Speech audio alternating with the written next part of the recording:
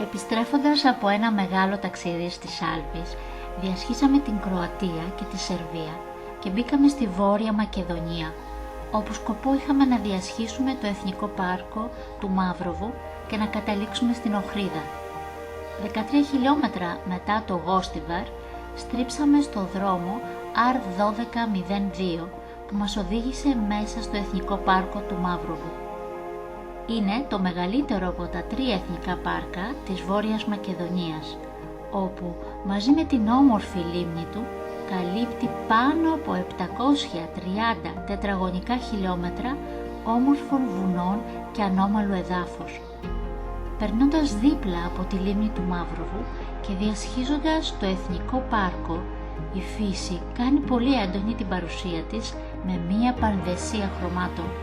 Το συνολικό μήκος του δρόμου R1202 που διασχίζει το Μαύροβο είναι περίπου 60 χιλιόμετρα πραγματικά εκπληκτικής ομορφιάς. Μετά το Ντιμπάρ συνεχίζει ο δρόμος R1201 για Στρούγκα και Οχρίδα που απέχουν περίπου 60 χιλιόμετρα. Πιστέψτε με, το εθνικό αυτό πάρκο μας απέδειξε πόσο ανεκτήμητη είναι η αρμονία μεταξύ φύσης και ανθρώπου. Δείτε και απολαύστε ομορφιά.